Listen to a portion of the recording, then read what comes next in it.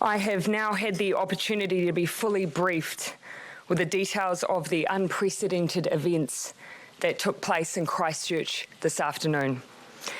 It is with extreme sadness that I tell you that as at 7 p.m. tonight, we believe that 40 people have lost their lives in this act of extreme violence.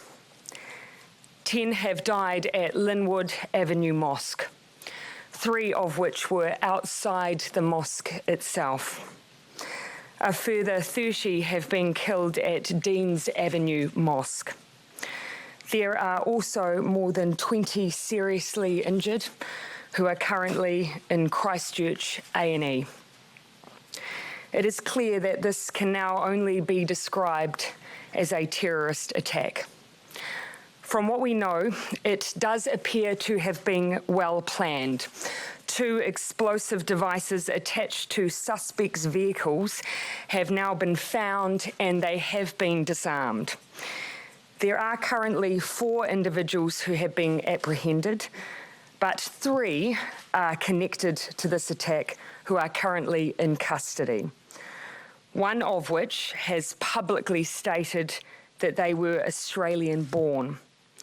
These are people who I would describe as having extremist views that have absolutely no place in New Zealand and in fact have no place in the world. While we do not have any reason to believe at this stage that there are any other suspects, we are not assuming that at this stage. The Joint Intelligence Group has been deployed and police are putting all of their resources into this situation. The Defence Force are currently transporting additional police staff to the region. Our national security threat level has been lifted from low to high. This, I want to assure people, is to ensure that all our agencies are responding in the most appropriate way. That includes at our borders. Many of you will have seen that Air New Zealand has cancelled all turboprop flights out of Christchurch tonight and will review the situation in the morning. Jet services both domestically and internationally are continuing to operate. I say again, there is heightened security. That is, of course, so we can assure people of their safety, and the police are working hard to ensure that people are able to move around their city safely. I have spoken this evening to the Mayor of Christchurch, and I intend to speak this evening to the Imam. But I also want to send a message to those directly affected. In fact, I'm sure right now New Zealand would like me to share a message on their behalf too. Our thoughts and our prayers are with those who have been impacted today. Christchurch was the home of these victims. For many, this may not have been the place they were born. In fact, for many, New Zealand was their choice, the place they actively came to and committed themselves to, the place they were raising their families, where they were part of communities that they loved and who loved them. It was a place that many came to for its safety, a place where they were free to practice their culture and their religion. For those of you who are watching at home tonight and questioning how this could have happened here, we, New Zealand, we were not a target because we are a safe harbour for those who hate. We were not chosen for this act of violence because we condone racism, because we're an enclave for extremism. We were chosen for the very fact that we are none of these things, because we represent diversity, kindness, compassion, a home for those who share our values, refuge for those who need it. And those values, I can assure you, will not and cannot be shaken by this attack. We are a proud nation of more than 200 ethnicities, 160 languages, and amongst that diversity we share common values. And the one that we place the currency on right now and tonight is our compassion and the support for the community of those directly affected by this tragedy.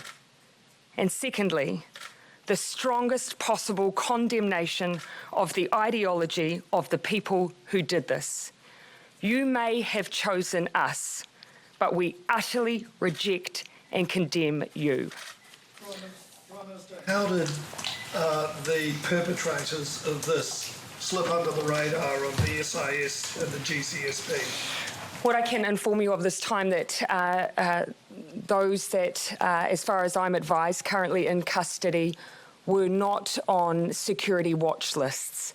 That I'm sure will be a question, as if they were known from a security perspective, and they were not on any active watch lists. Of course, the police are currently questioning those in custody, so beyond that, there's not too much more I can say at this time. Is that good enough that they weren't on watch lists? Was this preventable? I think that gives you an indication there, at least from that, in that regard, is they weren't on watch lists, so it's not a matter of someone having slipped under the radar. Again, though, it is early days. That's the assurance I can give people at this time. People are in custody, obviously being questioned. The Commissioner of Police will be giving an update again, roughly somewhere between 8 and 8:30. Those are questions that perhaps you can put to him again. Has there been too much attention on Muslim terrorist risk rather than white supremacy? I think we should be vigilant against the idea of extreme ideology and extreme violence and violent acts. The agency's been putting too much of their focus on one sector of the risk. You'll notice from the language that you hear from those who work in our intelligence and security services that their focus is on extremism, regardless of where it comes from. We need to be blind in that regard. It needs to absolutely focus on threat and ideology and extremism, because obviously that is what we have experienced here today. Is this a new era in New Zealand where our innocence is gone? We have undoubtedly experienced an attack today that is unprecedented, unlike anything that we have experienced before. But as I say, New Zealand has been chosen because we are not a place where violent extremism exists. We reject those notions and we must continue to reject them. This is not an enclave for that kind of behaviour, for that kind of ideology. We will and must reject it. This is a place where people should feel secure and will feel secure. I am not going to let this change New Zealand's profile. None of us should. Prime Minister, if they weren't on our intelligence agency's watch list, why not? Oh, obviously, Barry, it's an indication to you that they had not acted in a way that warranted it. Again, though, feel free to ask further questions. At this time, I'm not in a place to give you additional information beyond that. So you'll be talking presumably... Claire. Sorry, Barry, taking a question from Claire. Have you had any information from Australia about whether they were on watch lists in Australia, or what the one who has said he was born in Australia? My understanding at this stage is that they weren't on watch lists. Again, I don't want to go too much beyond this. It is early days. You'll also understand I won't want to jeopardise the case that may be taken in the future as well. I do also want to acknowledge that I have been contacted by Prime Minister Scott Morrison. I intend to speak with him directly as soon as I'm able. Advice about the risk profile. Not at this stage, but certainly the Minister of Foreign Affairs and the Prime Minister of Australia have contacted the Deputy Prime Minister and myself. Can you give us a sense of the age of the victims? Not at this stage. I will have been amongst other members of the public who will have seen the footage as the injured were being brought to Christchurch A&E, and you certainly can see from that footage there is a real range of ages there.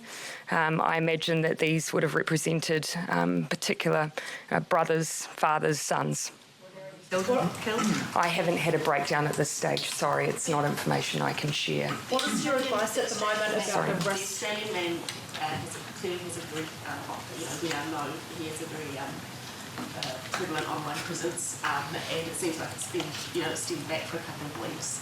How is it not that they have not been put on the watch list? Again, these are obviously questions that at this point I'm unable to give additional details on. Obviously, though, that offender is in custody now, so I can give that assurance he has been apprehended. He is also accompanied by 2 other associates. He is being actively questioned, obviously. These may be additional questions that you could put to the Commissioner of Police. Questions that you're asking of your Obviously, agencies? absolutely. Again, as I say, I've given you the advice they've given me about watch lists, but obviously these are absolutely questions that we'll be asking, including access to firearms.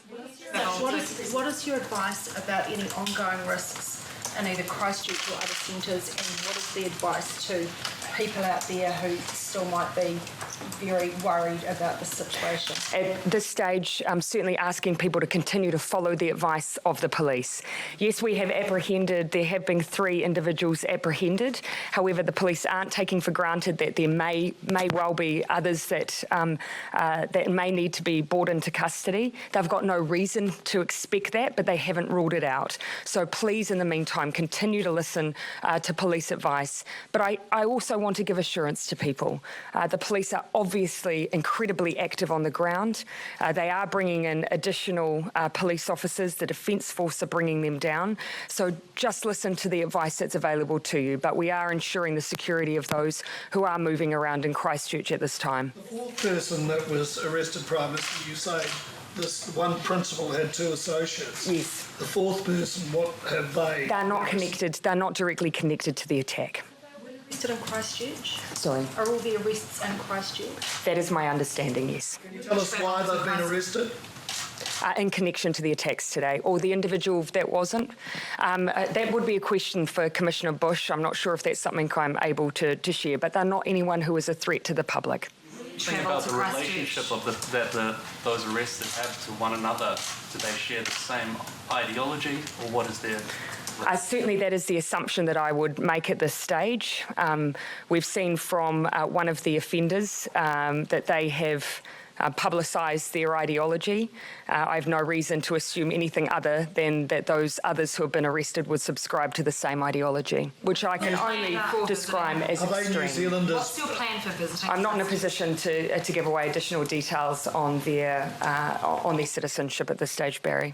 Is there anything else about the IEDs, what they were, how they were disarmed, and whether there's any risk that there could be further? You know, at this point, I think that's an opportunity to really acknowledge the work that the police are doing. You know, the apprehending of a suspect in an extremely volatile situation, really putting themselves at risk on our behalves, and I want to acknowledge that. Particularly also disarming the explosives that were, as I understand, attached to the suspects' cars. There were 2 of them. They have been disarmed now, but obviously that was a high-risk situation. Gives us an indication that there was a degree of planning around what has happened today. Was there an intention for a suicide attack? I cannot speculate around what the intention was, but again, it was attached to the suspects' vehicles. Given the IEDs being out there? Not at this stage. Attached to an individual. Yes. A message for anybody who, and the media around the world who are sharing that video and watching the live stream? Look, my message would be, you know, we should not be perpetuating, sharing, giving any oxygen to this act of violence and the message that sat behind it. We should all be condemning, obviously, what has happened here today in the peaceful nation of New Zealand. And what all of us can at least do is ensure that we do not share, spread, or actively engage in that message of hate. We have been given assurance that online, at least those platforms where some of those images have been shared are actively being removed. But I just ask people, don't share them. Can we still call ourselves a peaceful nation? Yes. This is not who we are. This act was not a reflection of who we are as a nation. That is why so many New Zealanders, every New Zealander, I imagine, will be shocked by this today, because this isn't who we are. This is something that all of us will utterly reject. And of course, it will take time to heal, and tonight our thoughts and our prayers need to be with those affected.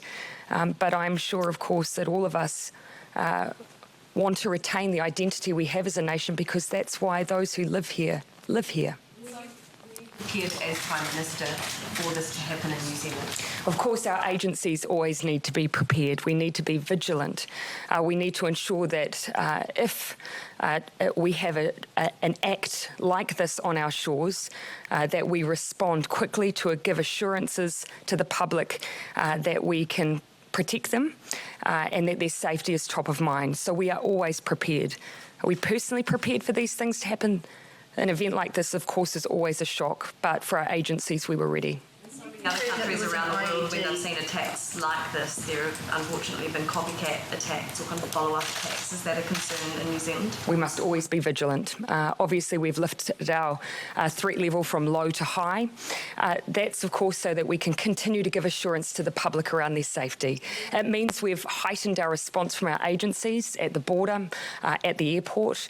In fact, at every level, we have a heightened response. And again, that's so we can give that assurance of safety to the public.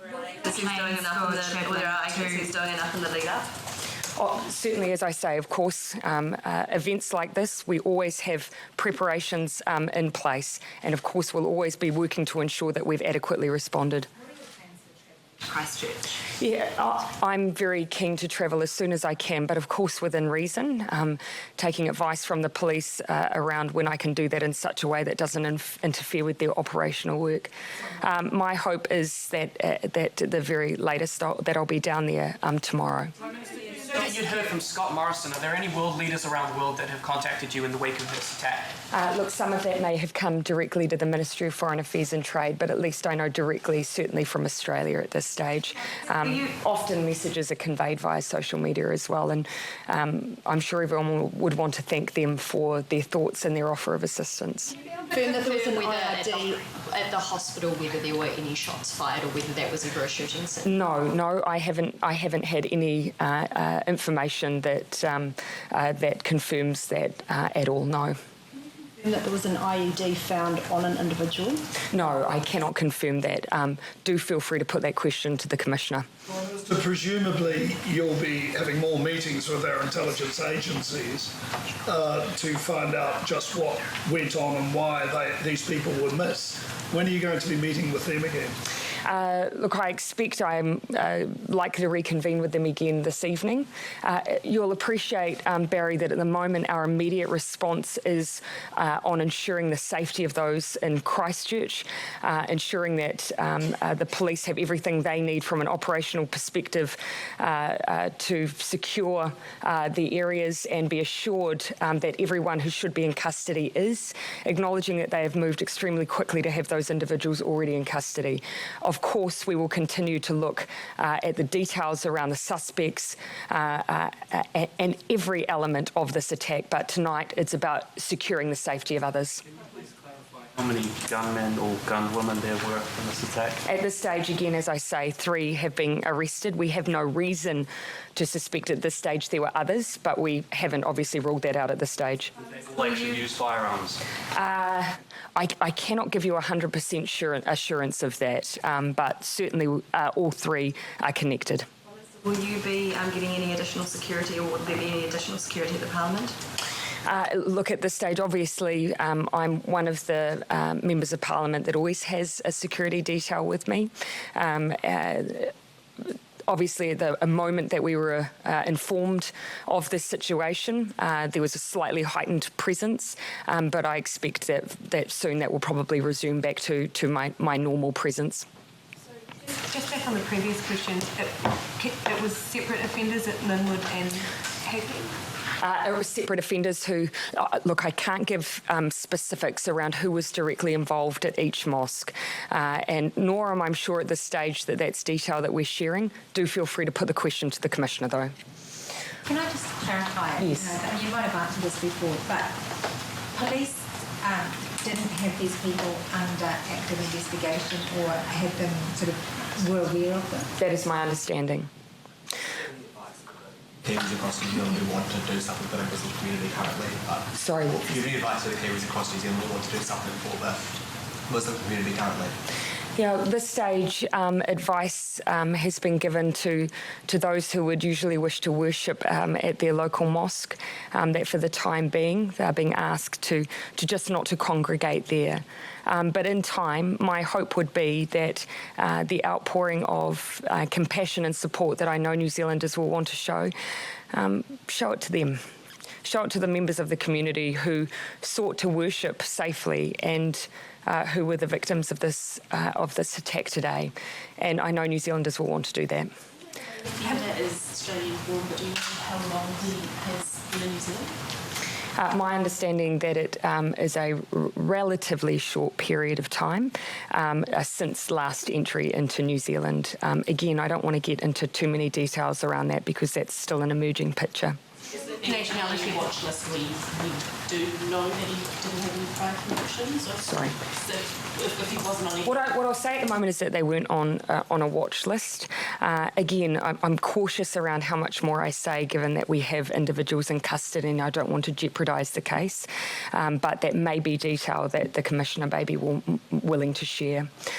All right, everyone. I'll look to reconvene and give you any additional insights I can tomorrow.